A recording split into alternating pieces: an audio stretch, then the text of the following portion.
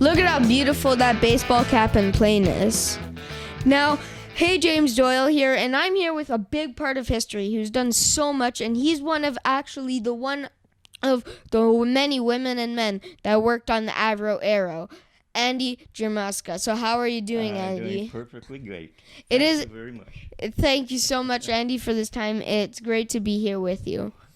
Glad to be So, here. now, for you guys that don't know, the Avro Arrow is a big part of Canadian history, and it was actually a plane, a jet, that was meant and a interceptor that was used for the Russian bombers on America.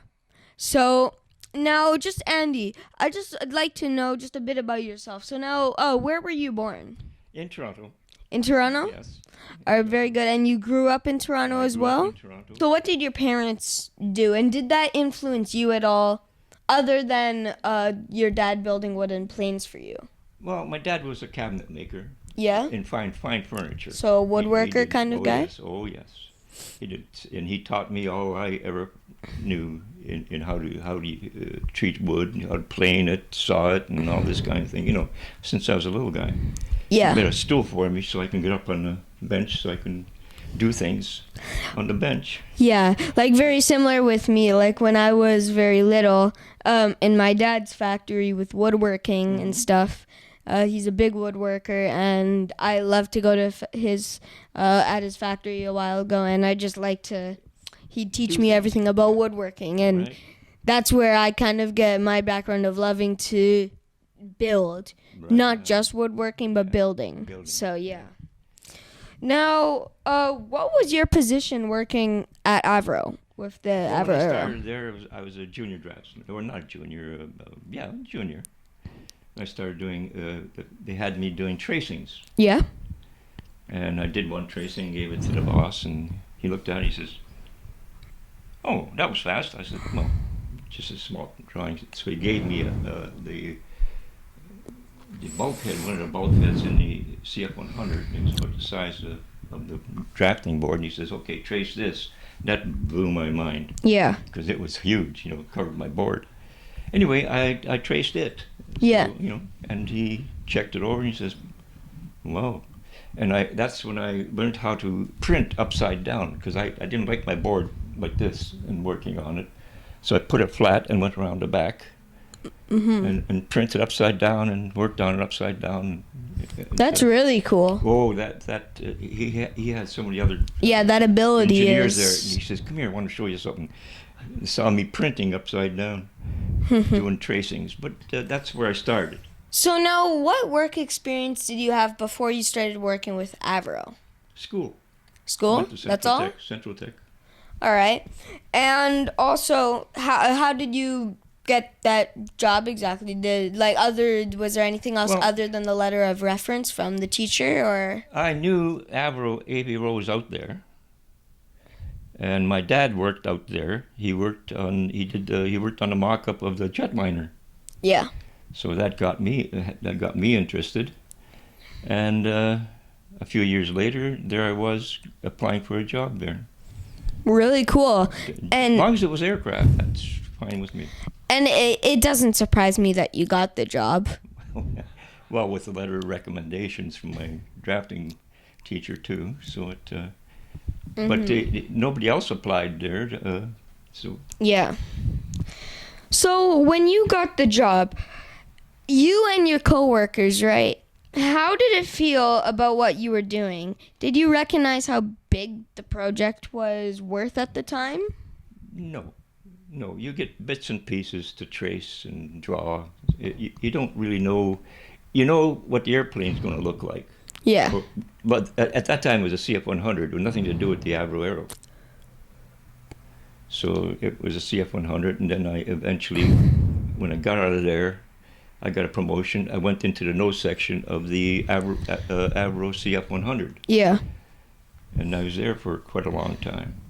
And then from there, Yeah. I did the mock-up group for the Avro Arrow. What was the atmosphere like when you first started working with Avro? Fine, great.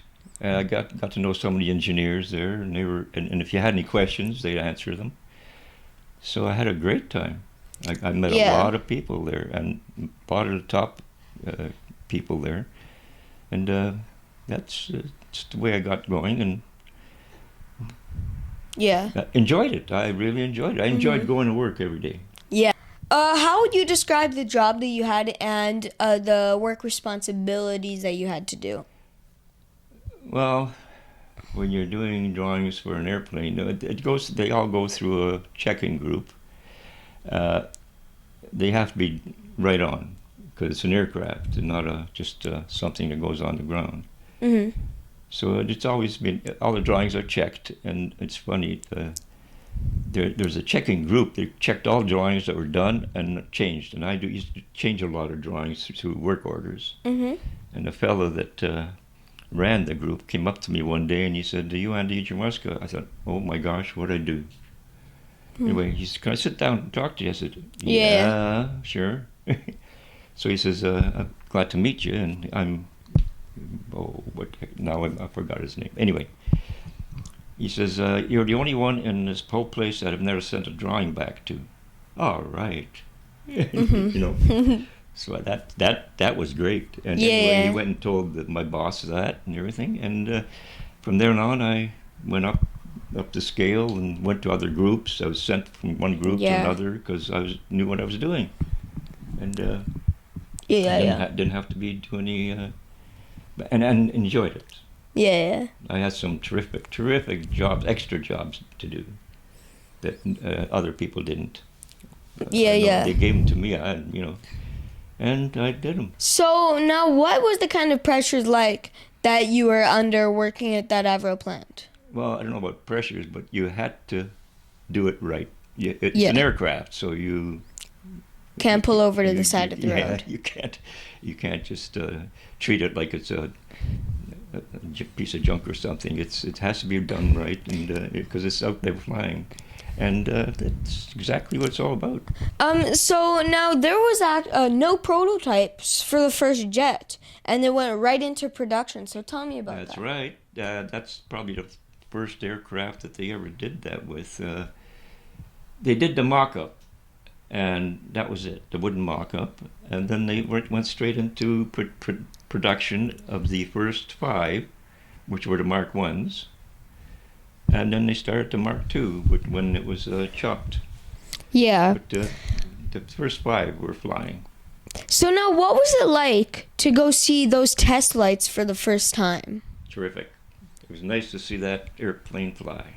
Yeah. I went up on a roof and saw it taking off and flying. Yeah, and a lot of people got to go see it as well. So it was. Oh yeah, the community. The community was all amped up and stuff. The plant, the Air Force was there, and all the big people in the government were there, and there was a little wee door at the back of our drafting office, and that you could crawl through and get up on the roof, which was nice because you can see the whole airfield.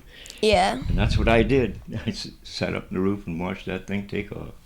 Yeah. It was fantastic. That first flight was unbelievable. Yeah. All the flights were. I used to go out there and eat lunch and this kind of thing. With one of my buddy engineers. So now, how many employees and people worked at that plant with the Avro? I think there was, from what I hear, I'm not too sure, but it was 10,000 plus 3,000 people on the outside doing the side contracts. But there was around 10,000 there, and they're working on the CF100, and then the Avro Aero. Yeah. And that was a lot of people, and the drafting office had about 250 people in it. The design office, that was engineers plus draftsmen. Yeah.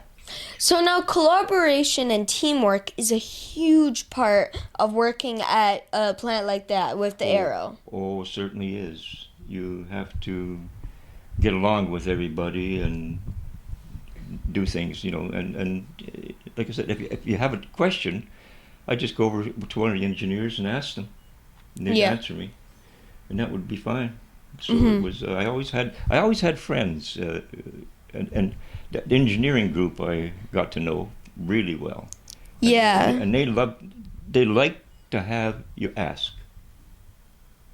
Yeah. So I did. It gives them that To give them that feeling of, that, here's someone that should be told, and I know, so let's tell them.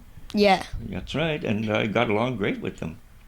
So, now the arrow, the Avro arrow, was specifically made to be a interceptor with the I believe that, yeah. Yeah, with with the Russian bombers and stuff. Russian bombers, I believe. That's But what it's for.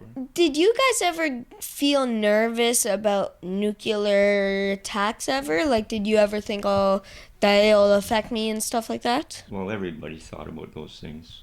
Yeah. You know, everybody thought of those things, and can't help it, If it happens, you're in trouble. Yeah. That kind And of nothing you can really do to. nothing we could do, Mm-hmm. The aircraft and that, they just send them up to intercept them or something, and then when the rockets got into phase, then Yeah. yeah. But that's what it was for, and then we got the chop. So, did you have a sense that the work you were doing was protecting Canada? Oh, certainly. Yeah. Certainly, that aircraft was protecting Canada. Yeah. So now, was there always rumors about the Avro Arrow being shut down? No, there was rumors a very short while before it was shut down. Yeah. But then some of the other rumors were, oh, they're going to think of, they're going to be shutting us down, but maybe not. We'll come back to work. But they don't know. But we were shut down, and that was it. Yeah. And I was recalled to work on the Avro car, the flying saucer thing.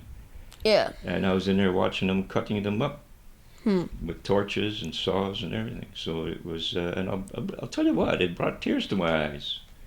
Really, to see them all being chopped and going to garbage and scrap. So now, what was the name of the day that they canceled the Avro Arrow? Black Friday. Black It Friday? was February the 20th. A week after Friday the 13th. That's how a lot of people remember it. Yeah. And it wasn't good. They told us over the intercom to pack up and go. And that wasn't a good feeling. So that really was a Black Friday. Oh, it certainly was. Yeah. It certainly was. It wasn't just being out of a job. It was that thing being dumped. And Yeah. I got to get out. That's it. So now, everyone has theories on why they did it. What's yours? They're spending too much money. Yeah. That's my theory. All right. And and why do that? I mean, they could have kept the jetliner and given it to what's his name down in the States, and they could have made money by just renting it out and letting them build it. But Yeah. they chopped it up. So after it was shut down and after you were done with Avro, what did you do? Well, I started to look for a job, but then I got this letter to come back to work on the Avro car. Yeah. The flying saucer that didn't fly. And it's fine. So I was there for, I forget, 5 or 6 months. And then I figured if this thing flies or doesn't fly, I'll be out of a job because it'll go back to the United States, the contract, because it was a United States contract.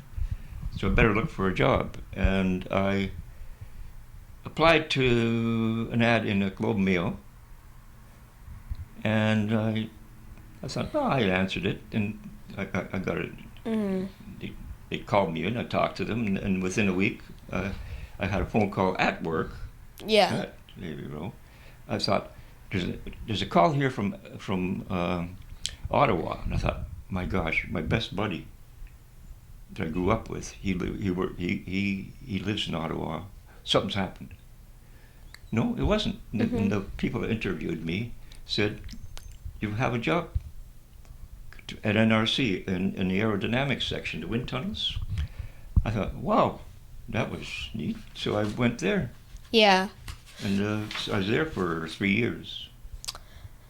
So there was so much talent in doing the Avro, so much talent. Where did all of that talent go in the Canadian industries? A lot of the, well, I'll tell you, a lot of the top engineers were hired by NASA NASA down the States. Yeah. In fact, I knew one of them, and Owen Maynard. He was a very good friend of mine. I used to go boating out in Lake Ontario with him in his homemade boat. Mhm. Anyway, and they all went down there. They're the ones that I think the Canadians had all that. They put the man on the moon or something like that. I forget what it was they did, but anyway. And anyway, a year later, the weird part is I was recalled. No, when I was working at NRC. I had put in so much overtime redesigning and having this wind tunnel rebuilt that they gave me holidays. They didn't pay you for overtime. So I went home to my mom and dad's in Toronto, and here I am, my mom and dad's, and my dad said, "There's a phone call here for you." And I thought, "What? Who knows I'm here?" Mhm. And it was Owen Maynard down in NASA. And I said, "Owen." He says, "Yeah, hi." Because he knew my home number because we used to get together. Yeah. We were at Avro. Yeah. He asked me what I was doing, and I told him. He says, "Oh, so you're over at Germuska, or yeah, at NRC." I said, "Yes." Wow, he said, "Are you doing? How do you enjoying it?" I said, "Terrific. Aerodynamic group working at wind tunnels, great." He says, "Do you want a job down here?" I said, "Give me a break. How many draftsmen? There must be 50,000, 100,000 draftsmen in the States. They won't let me come down there and work for you." Mhm. He said, "They will for me." He says, "I need a darn good artist and a darn good design draftsman, and I'll get you down here." I said, "NASA?" He said, "Yep." Oh, so anyway, I talked to my first wife. I talked to her, and oh, no, I'm not going down to Texas and not type of thing. And anyway, so that was it. I didn't go down. He gave me a month to call back if I wanted to. Anyway, when I quit there, I went back to Toronto and got a job at Ontario Research Foundation immediately. Yeah. It was through my first wife's father. He worked at an insurance company that did industrial insurance. And a friend of his next to him said, "There's a place called Ontario Research Foundation. You need a draftsman to run the drafting department." Mhm. So I applied, and I was given the job, and I was there for 32 years. Yeah. But that was it. But a lot of people. There's 2 people apparently I heard that committed suicide because of that Avro layoff. Felt all that work, my life is couldn't take ruined. it, and they probably bought a new house or something. A lot of people bought new houses up in Brampton and all these places, and they just closed the door and walked out. Didn't even. Yeah, that's sad. Yeah. Very sad. And I still had a lot of my buddies, and some of them went down to California. There's 3 aircraft companies came up from California to Avro there, and signed up people for the aircraft companies down there. Yeah. And I could have had a job down there immediately anyway. But there's no way I'd. Yeah. Anyway, I had a good job at NRC. So. Yeah. Yeah, that was it. I know that it was sad that the Arrow was shut down, but it does give, a sense of accomplishment through your life, right? Well, yes, you designed, helped design. You made something that. But you have to stop there because it's gone. Mm-hmm. Yeah, when you think back and see some of the pictures, you think, "My God, there goes my plane." Yeah. Oh yeah, accomplishment. You sure did. Mhm. You sure did accomplish something, and Yeah. you felt good about it, no matter where you worked on the aircraft. What you did. Yeah. Well, I have a patriotic sense of accomplishment, being a Canadian. And what you and all of the women and men that was working on that Arrow did such an incredible job. I look up to you guys, and you guys really do inspire lots of people like myself. And you guys really did do such an incredible thing. And it is such a thing to be proud of. So now what other things do you like to do, Andy? Well, I'd like to paint and draw. I've been doing since I was a young kid, and I did a lot of painting when I was at over the years. Anyway, I was with a Yeah. group downtown Toronto, and anyway, I enjoyed doing the painting, but I can't nowadays with hands and all this. Yeah. And that was my other thing. It wasn't a hobby. I sold some paintings. Yeah. I also see a banjo over there. You used to do banjo? I strummed the banjo a bit and had some fun strumming Good. it and singing to it by myself. My wife says, "You down there singing again with that banjo?" I said, "Yes." She says, "You're doing good." I says, "Okay." Anyway, but So now life is what we focus on, Andy. And we as Canadians can be focused and upset about the tragic demise over the Avro Arrow. Or we can enjoy the fact that we did it because it was a mistake that they let the Avro Arrow go. But at the same time, it was an accomplishment that we as Canadians did it. And that demonstrates that, like, if whatever Canada and Canadians want to put their mind to and dream about, they'll do it. darn And the right. women and men that worked on that Avro Arrow, they are so incredible. Those are the enthusiastic, innovative minds that really have a lot to offer in their souls. Now, I have a promise to make you, Andy. I am working, and I have a car company, and I am working on a car. Now, I'm going to have a plaque in that car of all of the people that inspired me, and your name is going to be on it. Because you inspired me so much, and I just thank you so much, Andy, and it was so incredible. So thank you so much, Andy, for Thank this you. time, and it's been so Oh, incredible. This has been terrific. Thank you so much, Thank Andy. you very much. Thank you very much. Okay, James, I have something for you. Really? There. This is so cool. Thank you so much, Andy. You deserve it. There. Now this is cool because I love Avro and I think a lot of people know me. I love my baseball caps. Well, you got another one there. So thank you so much, Andy. It's been great to meet you. You've been so incredible. So thank you so much. You're very, very welcome, and thank you Thank you. very much. I really, really enjoyed this.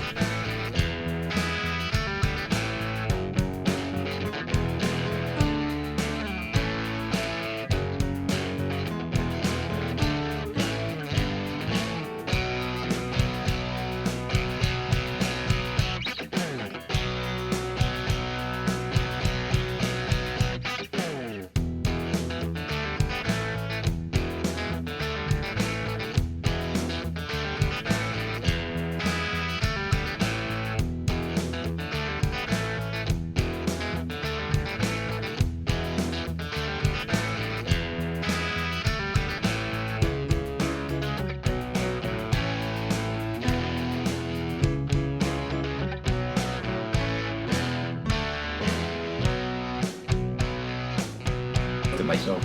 Really? Did you pay for the label on it and everything? Oh yes, I'm buying.